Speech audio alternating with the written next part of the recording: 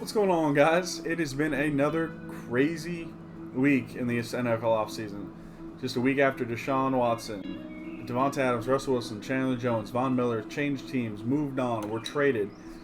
Some more big names have moved around this offseason, and it's, again, the craziest offseason I can think of in recent memory, where this many big name players have gone to this many different teams, whether it be through trade or through free agency. It's been crazy. So we're definitely going to jump in and talk about it, but first, let's have a word from our sponsors.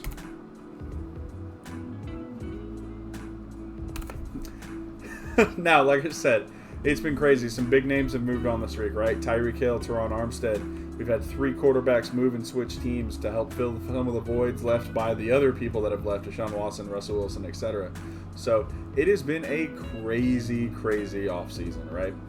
First one we're going to talk about, probably the biggest move in this, second go of free agency, kind of this second round. Tyreek Hill, right? One of the best receivers in the league for the last several years.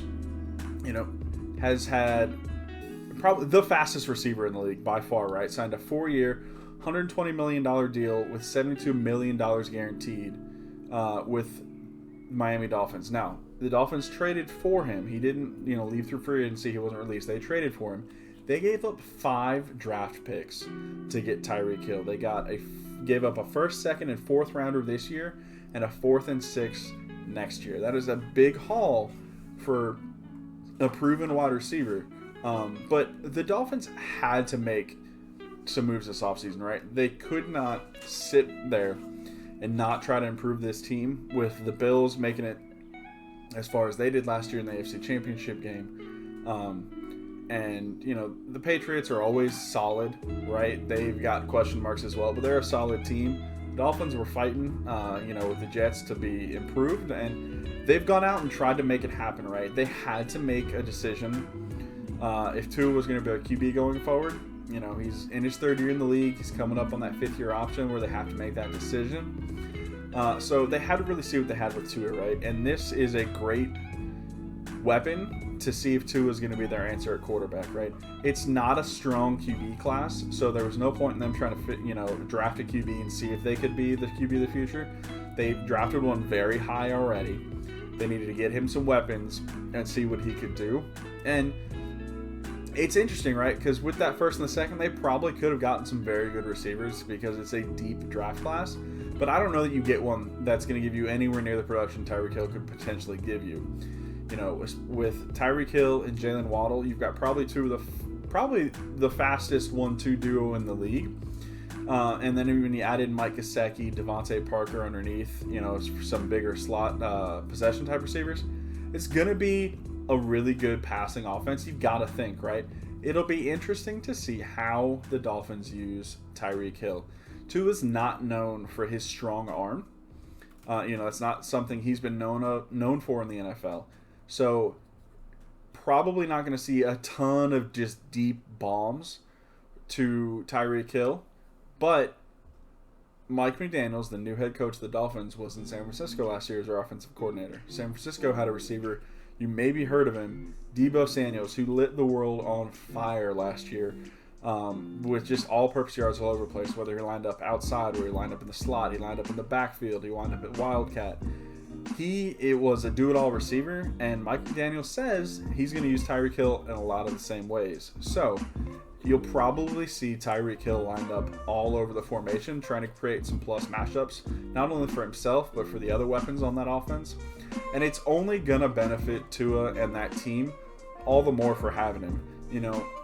I hope this doesn't turn into we overpaid for a distraction. Tyreek Hill's a very good receiver. I just hope they use him to his full potential. Another big player the Dolphins went out and signed, right, was Terron Armstead, a very good left tackle. Now, it's not going to be a protector for Tua Tagovailoa's blindside, as he's a left-handed quarterback, but you've got to have solid protection in front of a quarterback, and Terron Armstead was the best one in free agency this year by a long shot. Biggest issue with him, he's been injured a lot. He's never made it through a full 16-game season, and now there's 17 games, and he's a year older, right? He's going to be 31 by the time the season starts, and he only played 8 games last year due to a knee injury. So if he can stay healthy, and the Dolphins gave him $43 million guaranteed, so they're hoping he can, he is a huge upgrade to what the Dolphins trotted out there last year, trying to find a franchise left tackle. I mean, and what we've seen in recent years, right? Trent Williams, Zach Martin, people are playing well into their 30s at a high level on the offensive line, and there's no reason to think Terron Armstead can't do it, but the injury history is a concern. Now, Armstead is a better pass blocker than he is a run blocker. Not saying he's a liability as a run blocker, right? But it's not his strong suit. He is a much, much better pass blocker. And you've got to think this Dolphins team is going to rely on the pass a lot more than they rely on the running game. Although they did make some signings in the offseason, Chase Edmonds, to try to upgrade that part of their game. But Chase Edmonds is a very good pass-catching receiver as well. So you got to think that they're going to throw the ball. Now we're going to talk about, the 3 quarterbacks that kind of moved around this year, or this, again, in the second round of the offseason. The biggest name, right, is going to be Matt Ryan. Matt Ryan went to the Colts for a 3rd-round pick. Now, it's not the Colts' original 3rd-round pick. It's the deal they got, or it's the 3rd-round pick they got from Washington in the Carson Wentz deal. So instead of their 73, they gave up Washington's 82. I'm sorry, I've got that backwards. They gave up their original 3rd-round pick of 82, and they kept Washington's 73. So about 9 picks better. So not a bad deal for what's going to be their starting quarterback probably for the next 2 years. And Ryan is still solid, right? He gives Indy a safer option than what they had last year in Carson Wentz. Wentz tried to do too many things last year and made too many questionable decisions, and honestly probably cost them the playoffs, because had they won that last game in Jacksonville, they would have made the playoffs. So Ryan is, capable, accurate QB who's going to love, I would think, playing behind one of the better offensive lines in football. Braden Smith, Quentin Nelson. They've got some pieces on that offensive line, and they've got, an MVP caliber running back in Jonathan Taylor, who had an otherworldly season last year. Ryan has had some good stats, even as recently as 2020, 4,500 yards, 4,500 yards, 5,000 yards, 30 touchdowns, 7 interceptions. He still has the ability to have, an impact as a quarterback. Now, he had probably better receiving options in Atlanta those last couple of years with Calvin Ridley, Russell Gage. Last year, the tight end out of Florida, Kyle Pitts.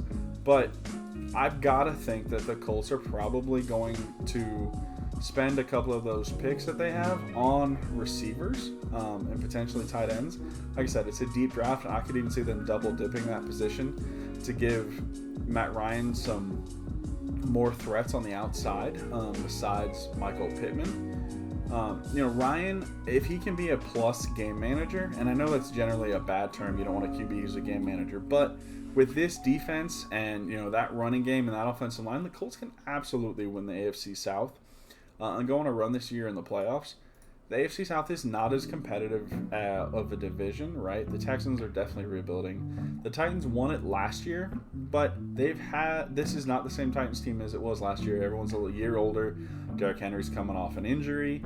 They lost Julio Jones. They don't, or at the moment, have Jadeveon Clowney. They've got some questions, and this is definitely a wide open division, and the Colts could definitely come out on top of it. Now, the Falcons, who traded away Matt Ryan, had to get a starting quarterback for the next year, right?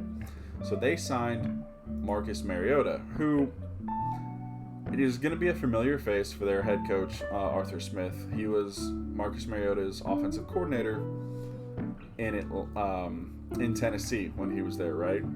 They gave Marcus Mariota a 2-year, $19 million contract. In actuality, it's a 1-year, $7 million contract with a $12 million option, right? So, Marcus Mariota is young enough at 28 to potentially still be a starting quarterback in this league, especially with people, Tom Brady, playing well into their 40s. he has potential in the right system with the right tutelage to become a starter again in the league. You know, he showed a flash in 2020 in one game with the Raiders, and then unfortunately got hurt and didn't play but one snap last year as a backup to Derek Carr. But he's got some potential, right? He's very similar to Ryan Tannehill, who Arthur Smith used very well in Tennessee for a few years after he got him out of Miami. So he's got some talent, he's got some mobility. Arthur Smith knows how to use that on a team. So Mariota potentially could be a decent starter for the Falcons. If he's not, like I said, they're only on the hook for $6.75 million, and then they have an out. They don't have to pay him that $12 million option for year 2. So this contract does not keep them out of the quarterback market if somebody becomes available later this offseason. Baker Mayfield's still sitting out there, could be traded. If the Falcons happen to like one of the QBs in the draft, they could absolutely still draft one. They're not going to be out of it next year if Marcus Mariota doesn't play well in what is probably going to be a stronger quarterback class in the draft. So this gives the Falcons something to play with to see if he could be their quarterback in the future. But there wasn't a whole lot of upside for this team this year anyway, so this really doesn't move the needle, but it's interesting to see if Marcus Mariota can come back and be a starting quarterback in this league, right? Now, going to go somewhere else in the division. Jameis Winston has re-signed with the Saints for 2 years, $28 million. Now, this is interesting, right? Winston, Tampa Bay for the Buccaneers for a few years, was famous for showing the most touchdowns, but also the most interceptions in the league, plus 5,000 yards in one season. So he has some talent, but his biggest knock has always been decision making, right? He went into last offseason, the offseason before last, where he signed a $1 million contract to go be Drew Brees' backup in New Orleans, right? To learn from Drew Brees and Sean Payton. And he also got his eyes fixed. So hopefully, you weren't going to be seeing a lot of this out on the field, trying to see where his receivers were. Last year, before getting injured, he played 6 games essentially, 1,200 yards, 14 touchdowns, 3 interceptions. Not a bad stat line, right? 200 yards, 2 touchdowns a game, about half an interception. But, interceptions come and go. There could have been, he could have gone on a 4-game stretch where he didn't throw any interceptions, and those numbers look fantastic still. And the team did have a winning record at 4-2 in what was still a fairly competitive division, right? Jameis has also showed some chemistry with the young receivers on that roster. Marquez Callaway, Traquan Smith, Michael Thomas, you think is going to be back this year. So potentially have a very good passing offense. Alvin Kamara is a great receiver out of the backfield, is a great running back, period. They did lose Terron Armstead, but you still got to think that this team has some potential. But they did lose Sean Payton. No one really knows what that looks like for this team. They signed Dennis Allen. So could be a surprising team in the NFC South, which looks like it's the Bucs to lose, right? Bucs got Tom Brady back. They re-signed several of their big offseason pieces, and Leonard Fournette, Chris Godwin came back. You got to think Gronk's coming back. So, again, probably the Bucs division will lose, but the Saints could certainly make a run and sneak into the playoffs. And what's not a super strong NFC South or NFC anymore, right? With all the defections we've seen and a lot of people going to the AFC, NFC could have some lesser teams make the playoffs. Speaking of AFC, right? You've got to find people to rush the passer in that conference because they've all of a sudden got 80% of the top QBs in the league probably. So the Minnesota Vikings went out and stole essentially Zadarius Smith from the Baltimore Ravens. Smith was gonna sign, and this has been weird this offseason. I've never heard of this happening as much as it has this offseason. I can't even say I've heard it happen before ever that I heard of, right? I'm sure it has, but I haven't heard about it. The Ravens were gonna sign Zadarius Smith to a 4-year, $35 million deal. That Zadarius Smith then saw Von Miller sign, Chandler Jones sign, and they got huge deals. And Zadarius Smith said, hey, I could make better money, right? they signed these awesome deals. 6 years, $120 million. 3 years, $51 million. I could do that, right? I had, 13 and a half sacks 2 years ago, 12 and a half sacks last year. I'm a good player. I was an AP All-Pro. I made the Pro Bowl. I can get more money. And he found a team to give it to him. 3 years, $42 million. More per year. Less years, so potentially he can get another contract at the end of this one still if he backs up this money. And it's not a bad signing for the Vikings, right? They have to face Aaron Rodgers twice a year. They have to face, whoever makes it to the playoffs out of the AFC, whether it be all of a sudden a stacked AFC West with, 4 teams with Patrick Mahomes, Russell Wilson, Derek Carr, Justin Herbert. And that's just them. You've got Burrow still. You've got Josh Allen. You've got to be able to get to the passer in the AFC. And Zadarius Smith gives them a good, solid third pass rusher to go with Danielle Hunter and Everson Griffin to really give the Vikings a chance in their division to make the playoffs, right? Packers are not the team they were last year, right? They lost Devontae Adams. They lost Zadarius Smith. They lost a couple pieces on that offensive line. And it's not the same team it was. There's a lot of questions there. So the Vikings are a solid team that have a good offense, a lot of strong pieces there. If they can get to the passer, that defense has some potential as well. They could come out on top in the NFC North.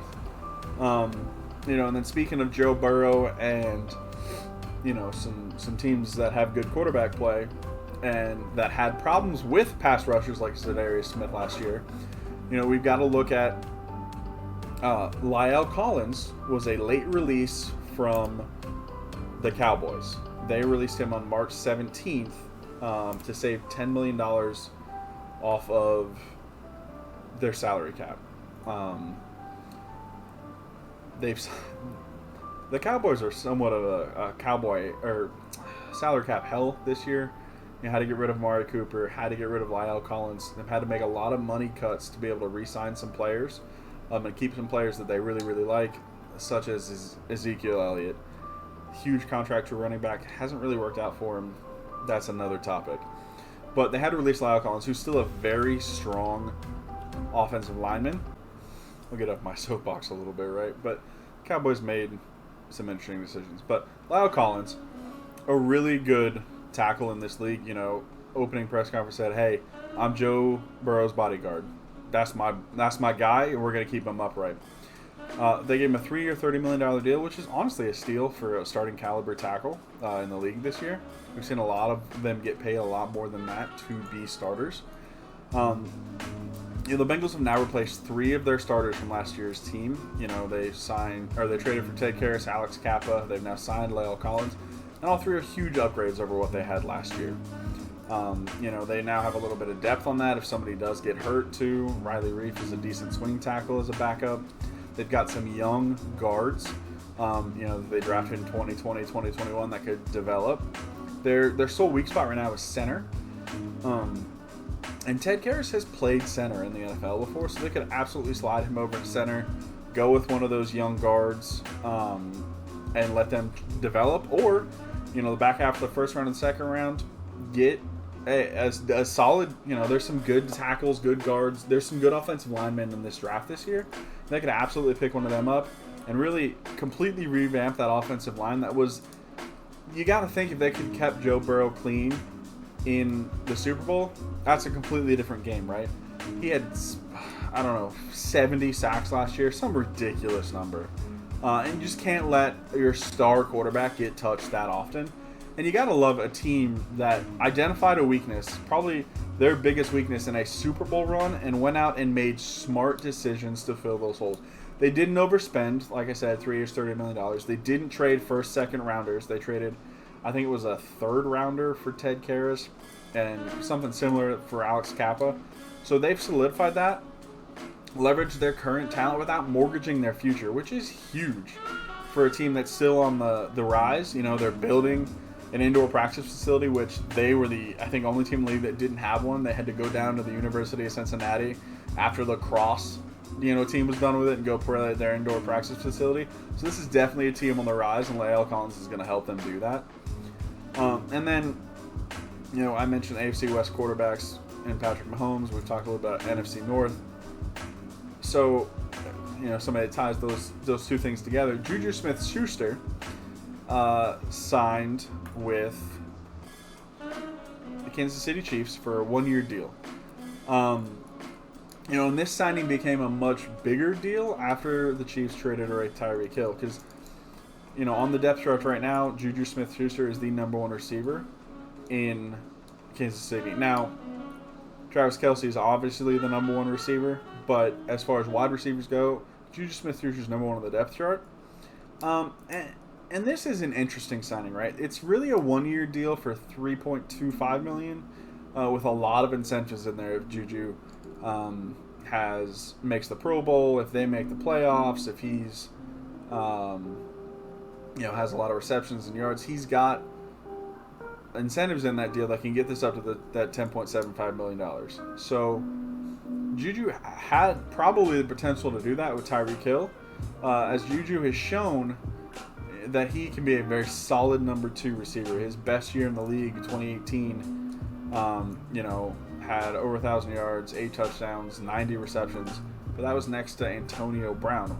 Kind of similar to Tyreek Hill, and they're smaller slot guys with a lot of speed that can really make things happen and create mismatches for other people on the team.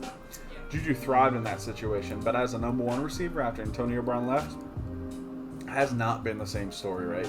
He's still very young. He was born in 96, so he'll be 26 when the season starts. Still a very young receiver who has talent. He's shown a lot of flashes. So it'll be interesting to see how Juju Smith-Schuster does in Kansas City. Now, Patrick Mahomes is a much better QB than Ben Roethlisberger was, in the last few years when Juju was there. So, the quarterback play is going to be better. You got to think the scheme's going to be pretty good with Andy Reid, who's a great offensive mind and, can really figure out how to get the most out of his players. But, losing Tyreek Hill from that wide receiver crew is a blow to all of that team. But if Juju can show that he can be a number 1 receiver with Patrick Mahomes or, just have a good year at all, he's in line for a big contract next year, right? And then one other receiver we'll talk about because it's on the same team trying to replace Tyreek Hill, right? The Chiefs also signed for a much bigger contract Marquez Valdez-Scantling from the Packers.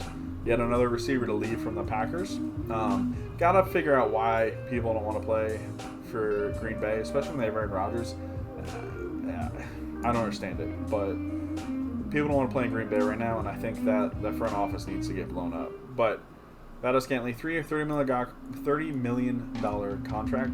It's a lot of money for a receiver of his caliber. Now, not to say he doesn't have talent, but he's never broken 700 yards, never broken 40 receptions, never had more than 7 touchdowns in a season.